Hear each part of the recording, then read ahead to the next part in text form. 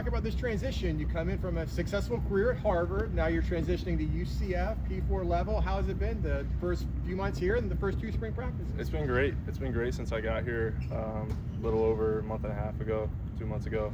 Had a great winter with the team, working hard, just building every single day. Obviously, second spring practice. A lot of guys, a lot of hungry guys, a lot of older guys. I think that's the idea here, the philosophy here. A lot of guys that have played, things like that. But it's a blessing. Every day. Had this big old indoor. We didn't have that at Harvard. We had a bubble. Put a bubble up because it's so cold. But I mean, I love it here. Yeah. What kind of guy are you? What kind of player are you? I'm a team first guy. Love my teammates. Try to get the best out of them. So if I'm doing that, they're going to get the best out of me every day. Things like that. Dependable and exciting. Trying to make some plays. What drew you to UCF? What drew you to UCF on the portal? So UCF, they reached out to me pretty early in the process, which I respect that. And just getting to know the coaches, getting to know the staff, getting to know the type of people they are on and off the field was one of the first things. And then obviously scheme, trying to figure out where I could fit myself in the scheme and things like that. Try to be the best player I can be, and ultimately help this team win a championship. What's been the biggest difference you've noticed from the Harvard level? I know you've only had a little off season and so far a little practice, but what's been the biggest difference you've noticed from playing at Harvard to here? I think there's definitely like a higher ceiling for the amount of guys, which is great. I mean, obviously you come out here, you're playing against a lot of guys that got a lot of snaps, a lot of big plays and big games, which is ultimately what you want to do in this game. You want to play against the best, be with the best. So I think it's a healthy jump, but definitely had a lot of guys at Harvard too that are playing elsewhere, things like that.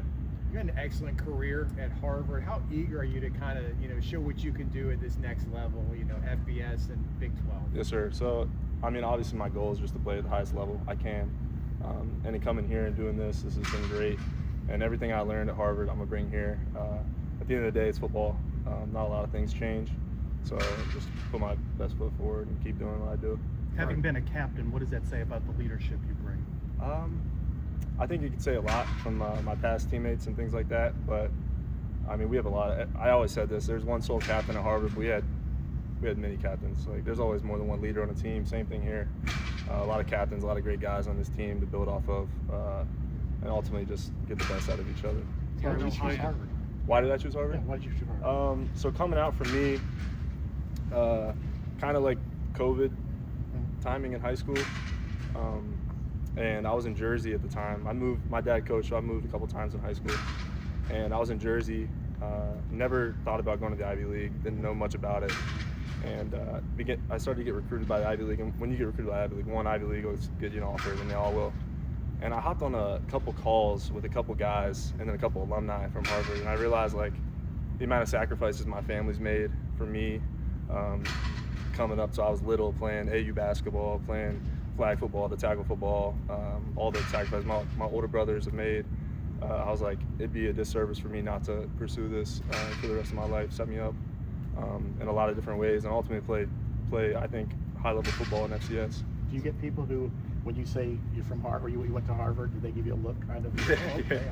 Yeah. Then I gotta tell them, like, I'm not no whiz, I'm not a wizard, I'm same as you. Had a great education, but it was a blessing. So. Definitely blessed. Ty, after you committed to UCF in the first quarter, we spoke, and you said you're excited to contribute to a winning culture. What have you made of that culture in the first 2 practices? I think it's been great. I don't know, like, you guys are out there, so you can see it. As I said earlier, there's a lot of hungry guys, and I feel like that can be dangerous in terms of how we can excel coming into the fall, into our season, into our schedule, trying to go 1-0 each week. Yeah, and every day I've seen that, and I think it'll continue to grow. What has stood out to you about Coach Alex Grinch? Grinch is the man. He's been a lot of places. He knows a lot of ball, and I kind of like that a lot. Just picking his brain, trying to be the best mentally focused player I can be, along with physically. But trying to read the routes, read the concepts, get to my spot, get to my landmark, things like that, to allow me to make plays in his scheme. Can you describe what kind of player you are? Like, what are we going to see on the field this year? What are your best traits? I try to just focus on tackling. If you don't miss tackles, you're going to be a great player. So eliminate missed tackles, balls in the air, it's your ball. Get it at the highest point. And yeah, if you're around the ball a lot, you're gonna make a lot of plays, and that's what I try to focus on. Safety, did you focus on that through high school, or did you play a bunch of positions and settle in on safety once you got to Harvard? Kind of what's your background with Yeah, positions? so crazy high school experience. I was in Ohio my freshman year, played like my dad was a coach, my oldest brother was a senior, or my middle brother was a senior. Played like outside backer, it was a small school in Ohio, played receiver. Went to Jersey my sophomore, junior year, played offense, defense, wildcat, quarterback, kind of a little bit of everything. Then senior year, I was in West Virginia.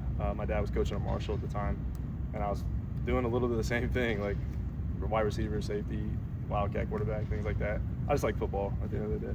Ty, what was your first conversation like with Coach Frost, and what are your initial reactions after meeting him in person? It was on my official visit. I came up here. We sat in the office. He told me a little about his story. I told him about my story. We had some similarities in that sense, and I could really see the type of guy he was, like a realist. He's gonna tell you how it is. I respect that a lot.